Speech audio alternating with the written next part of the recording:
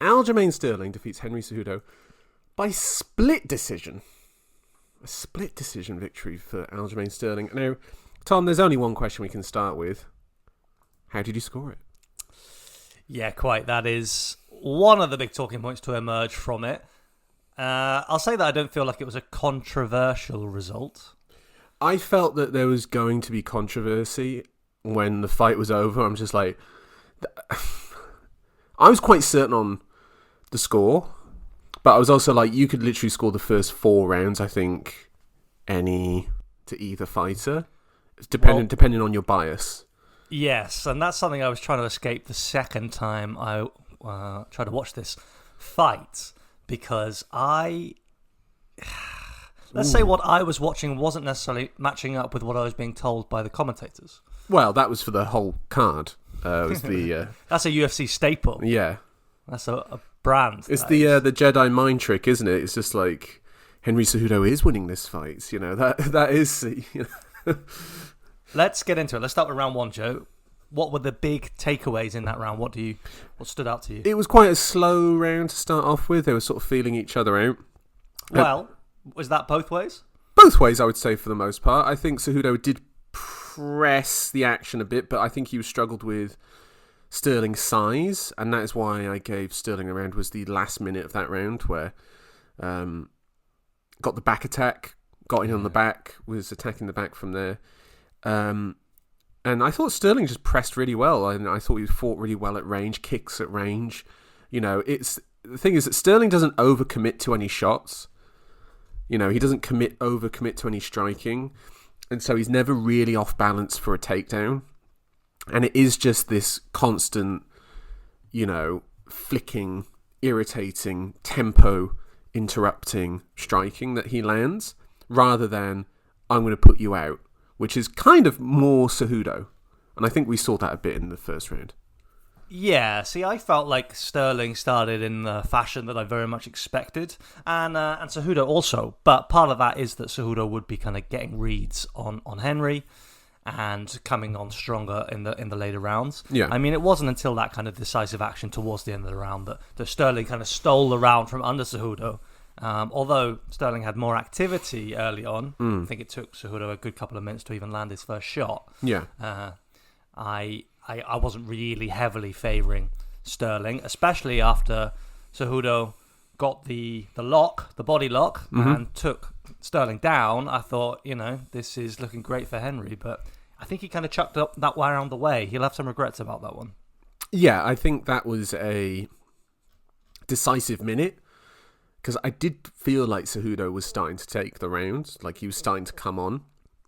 You know, it's interesting, isn't it? Because you fall into these things of the story of the fight, you know, and sometimes you actually miss the fight itself, you know, and I was trying to like really concentrate on this, and I was like trying to like forget the fact that Cejudo's been off for 3 years, you know, and just like judge it on what it is. And I thought, like, okay, he's starting to pick up a little bit, but when Sterling got that position, got in on Cejudo, and took that last minute with, you know, not ferocious ground and pound or anything like that, but, you know, irritating, position confirming strikes, controlling that position from there, I gave him that round. I get the feeling you're kind of the same as me.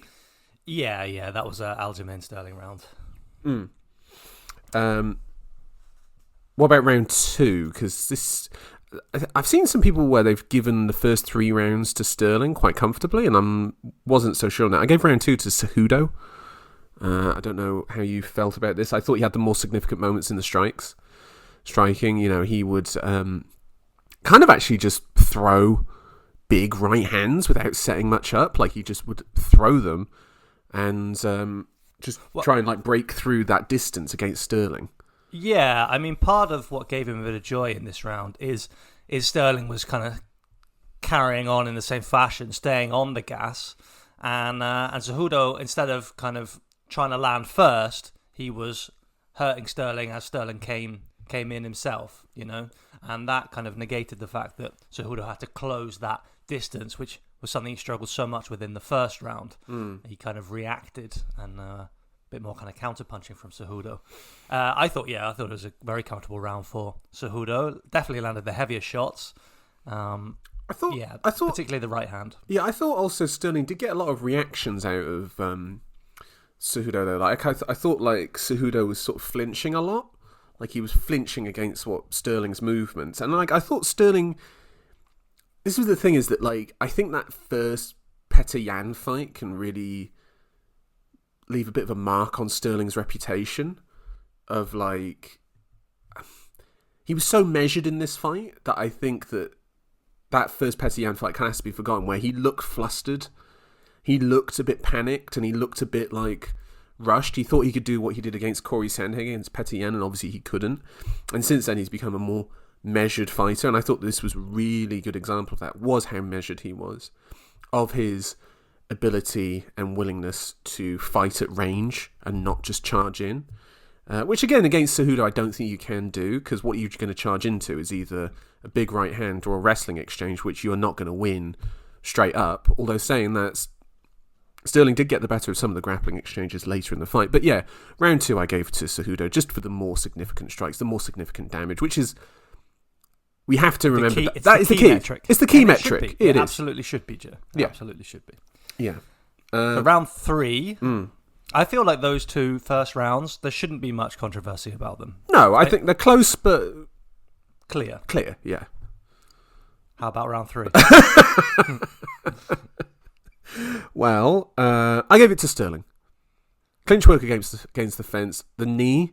He landed 2 knees, one to the body, one to the head. That I thought was really, really nice. I just found that there were some really weird visuals in this round. That was my main note, and it was just like I thought Cejudo's output really dropped, and I kind of felt like round 3 was quite a clear Sterling round, unless I'm misremembering it. No, like was that not a clear round, Tom, for Aljamain? So what I saw in that round, Joe, is Sterling abusing the fact that you can't be kneed in the head as a ground opponent. I forgot he did that a couple times, didn't he? That was the lead visual for me. And what we saw a couple of times here is that Henry could sprawl, fight off the takedown attempts from Sterling, but not really get damage off, not really punish him. Yeah. And again, that's particularly because Sterling was abusing the rule set. Now, you fight to a rule set, everybody agrees to it, apart from Petr Yan, of course. He has a different take on how to deal with opponents who are grounded. It was almost like Sterling was baiting another Petr Yan-esque scenario. Because if you were allowed to knee or kick a grounded opponent to the head, he would have been done. Cejudo would absolutely punish those failed takedowns, and he wasn't able to. By the way, do you think they should allow the knee in that position? Against Aljamain Sterling, I think yes. You get a pass. Yeah. Because I gave this round to Henry Cejudo. Really? I gave this round to Henry Cejudo. Interesting. So I thought he was very, very comfortable in fighting off the wrestling attempts. I credit that, by the way. That's something that I credit. If you have good takedown defense, that's something I score. I hope that you can then get dominant positions off of that, which Henry, of course, he did. That's not in the scoring criteria though. So you've just made up your own scoring criteria. Well, I mean, Henry took dominant positions off of those failed takedowns. He just didn't have output though. No, he didn't have the hard. He had the work on Sterling's neck, whatever you would call that. It wasn't a damage dealer. The bleeding neck thing, Christ Almighty, Joe Rogan lad. Yeah, a lot of pressure on Sterling's neck. He's got a slip disc, remember? And no reads, no reactions from Sterling at all. He did get a couple of little rabbit punches to the body. He had the dominant position, is what I'm saying, and he fought off the takedowns. And then, of course, he ended the round on top. So yeah, I edged it to Henry Cejudo. Not much. Yeah, very. I mean, I'm not arguing if somebody scores it for Sterling, that's for sure. I just happened to fall on the Henry side because he basically nullified Sterling's offense, and in doing so took dominant controlling positions without getting anything off. I think that's debatable about that round, about the significant offense. I mean, fair enough. If you feel no significant offense, significant defense, which led to dominant positions. Yeah, but Sterling got the 2 knees were the significant moments of that round for me, as well as the weird on all fours moment. Yes, which for me that's Cejudo taking a dominant position and controlling Sterling. No, he's If not Sterling- controlling them though. He is. No, he's not controlling him because he hasn't got hands on him. So he's not controlling the position. Joe, So Sterling is in that position by choice at that stage. because of the rule set. Yes, but he's still in there by choice. I mean, me personally, I think knees should be allowed there. Like I think it would open up the sport in an interesting way. Anti-wrestling Joe, striking would come in an interesting way. let me ask you one question. Imagine some lad in side control, like Conor against Khabib. Like Khabib's going for the Kimura, and you just throw a knee up from there. Oh man, that'd be beautiful. You'd get some weird knockouts. Love it. Anyway, Tom, go on. Who won, Jose Aldo or Merab Dvalishvili? Well, Merab won it. What kind of man are you? No, Merab won the fight. All right, Like, that tells it doesn't us matter. all It doesn't we matter. need to- Hold on. Tells hold us all we need. Hold to on. know. It doesn't matter what our opinion of it is now. The records show that Merab won the fight. Like, Not for me. I he scored did. that I scored that. I for know Jose you. Aldo. I know you scored it for Aldo Yeah, because you have. and I scored this round for Henry Cejudo. I think it's much the same. All right, round 4. Tom, I'm going to surprise you here. I gave this round to Aljamain Sterling. I thought, again, the output was so much higher. Again, the knees, I thought from Aljamain were impressive in this round. From the clinch, from there, I thought Cejudo was starting to drop off quite a bit as well. His output was getting in there, and he wasn't winning the wrestling exchanges. Sterling's size was really starting to weigh on him, I felt like. And I felt that Cejudo, maybe at this point in the fight, realised he had to make a significant change to his game plan, which came in the 5th. I thought that was his best round. Was this the round, by the way, where Sterling got in on the takedown with the splits from Cejudo? Was that round 5? I don't have it fresh in my mind, unfortunately. Officially, he's 1 for 3 in his takedowns in this round. Right. And 0 for 1 in the final round. Yeah. So, I believe it must be this round. Yeah, but I thought the Sterling's just output. Again, never overcommitting to strikes, never going to land like a huge knockout blow, but just constantly tapping away. And Cejudo waiting for him at points to come in so that he can charge through with a big shot that just wasn't there. And that Sterling, at certain points, was actually just ducking and getting out of the way of. For me, a round for Aljamain Sterling. Tom, how did you have it? Yeah, you won't get any pushback from me on this round. I think you'd have to be a little bit biased to score it for Henry. I think Captain Eric in the corner might be the only one who delivered. Yeah, his corner was saying 3-1. Yeah, 2-2 or 3-1. Yeah, was the take. Yeah, I'm not seeing a 3-1 Cejudo in this fight at all. At this no, stage. well, at this stage for me, I've got it 2-2, and I believe you at 3-1 Sterling. Which takes us to the final round, Joe. Yeah. Which Cejudo won. I think we both. Yeah, I mean, this is. I think this is the only super clear round, as I hinted earlier. That the first 4 rounds you could go either way, and then round 5. I mean, the big moment that I loved was the tree topping. You know, where he just absolutely dumped. Him flying. He absolutely just sent him flying. The visuals on that, like a sack of spuds. Yeah, that was tremendous. Like I loved that, and then just pressed forward. Really, really pressed into him in a way that he hadn't done in the previous 4 rounds. Maybe also Aljamain dropping off due to it being the 5th round of a title fight and his cardio not holding up. Well, you referenced there some adjustments from Cejudo. What were the key things he was able to change in this round? You know what he started to do, which was, I think it was in the 4th as well, was the body shots he started landing. Like he threw like some straights to the body, which after our preview, we had a comment under our preview episode. I forgot the gentleman's name. I will bring it up in a moment. Daniel Myers. Daniel Myers, thank you so much. Hero of the pod. Yes. And I had this realisation that I hadn't brought up on the pod, which was Cejudo should just throw to the body, like 1-2 combos to the body, hooks to the body from there, just to tire out Aljamain, which he did start to do in the 4th. It clearly started to have some impact where Aljamain dropped off. And then you can obviously bring him... make it so that his output lowers, so then you can go forward into striking distance without the danger of the knees or the kicks coming in from there, and then throwing the big shots up top, which he was throwing, but again, there wasn't these huge landing moments for Cejudo. You know, it wasn't like these huge, like he's rocked him, he's got him like on wobbly legs. There was nothing like that in this fight that was going to give Cejudo his sort of like big moment, even though he clearly won this round. Mm-hmm.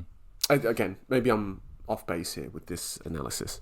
No, I think you've nailed it there, Joe. I mean, a round like that for me, makes me think.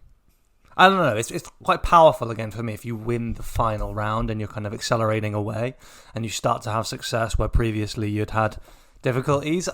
Again, it's not that it should alter the scoring of the fight prior, but who would win round 6 and 7 is what you're saying, right? But again, which though, is we're not the eternal question in a 3-round fight. Isn't it? It's exactly. always like if we went 2 more rounds.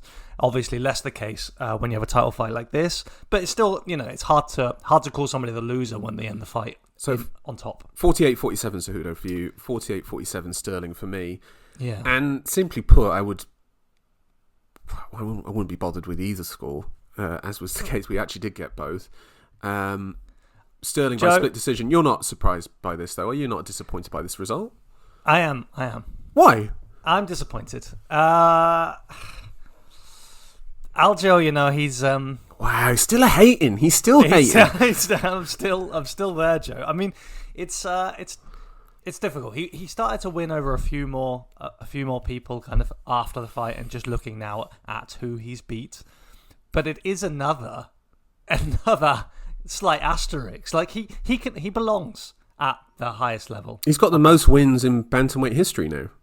He has, and one of them was against TJ Dillashaw on one arm. Another was a split decision, very narrow win to Petr Yan. A third was an illegal knee, which he then celebrated like a victory in the post-fight party, walking around with the belt like he had just done a fantastic job. I mean, let's be honest, Petr Yan never throws that knee. Sterling's not in this discussion. No. He's not. He doesn't enter this realm. No. And here we have another split decision, which again for me was a product of Sterling fighting to a rule set, which of course that's what you do. That's the sport. I credit that, but morally, Joe, where's the Bushido spirit? That's what you're saying. Where's the Bushido? That's it. Who's the warrior? Henry's the warrior. I'll tell you what, Joe. Henry looked absolutely manic in there. My God, did you see his eyes? Yeah, it was weird. Particularly when he was going in, he did he did it before. Does it all his fights? But the sort of mouth thing, the sort of like jutting mouth thing that he does, like what boxers do. Yeah. It's like, he did look manic. I mean, I think he was probably just incredibly focused. I think he's wired. Yeah. Not like on the gear wired. No, like dialed in. Yeah. Absolutely. His energy was at like 11. It was way up there. But let's talk about the future now. It's been set in stone. August in Boston. Aljamain Sterling defends against Sean O'Malley. Now, I know that some people are going, oh, here comes the WWE influence. This is a long-standing thing in prize fighting, is to get the next contender in there. We haven't seen O'Malley fight since last October. And now he steps in against Aljamain Sterling in August. And, Tom, I can see it in your eyes. You just desperately want O'Malley to win that fight, don't you? It'd be exciting for the division. Can be no denying that. But actually, Joe, before we get to O'Malley and Sterling, there's other news that's emerged that I'm more excited about. Really? Go for it. Right. It's not a breaking news, unfortunately. We're still waiting for our big exclusive here on Hold On, I'm Talking Brother. But the big news, Joe, Henry has said those sweet words that I have longed for. And what we have now is something more exciting for me than actually the potential storyline we were looking at with Henry if he had won this fight. Henry went out there and he said, all right, I want Sean O'Malley after this. Leave the kind of Michael Jackson tribute act behind. Come in and I'll dust you off on my way to fighting Volkanovski. Right. We love it. We love a man reaching for greatness, and nobody would deny him that if he had got it done here tonight. Okay. I was excited for that. I think he would have met a bit of a demise, perhaps against both men. Yeah. O'Malley would be a freakish fight to see. Yeah. The mismatch in the size of the two men. For sure. But what's the thing that's got your loins burning? Joe, I went to bed last night with a smile on my face. Yeah. What's that? I mourned Henry's loss and his potential retirement. You saw it really got to him. But in the post-fight press conference, someone suggested to him a narrative which triggered that competitor's instinct which he had. First, it was mentioned that he could still go up to 145 and kind of work his way up to a title shot there. Didn't bite on it. And then somebody said, why don't you go back to the same gym and pick out the number 2 man, the bodyguard, Merab Dvalishvili. Dust him off, just pack him off to Georgia. Loser goes home and earn your title shot like that. Wow. Joe, I love it. I love it as well. It's already been talked about for August. Probably would be the co-main event to O'Malley and Sterling. Can you imagine the trash talk at that press conference?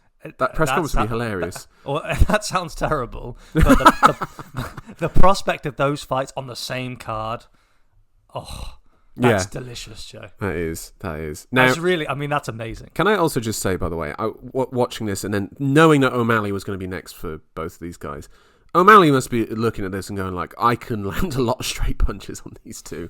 I can land a lot of straight shots. And that guy has got, touch of death level striking where guys pause and they can't they lose where they are. And also, I'm wondering if they're actually going to do the sensible thing of watching the Pedro Munoz fight against O'Malley and go like, I just have to switch stances with him. If I can do that, I'll be okay. Switch stances and kick those legs out. That's what you do.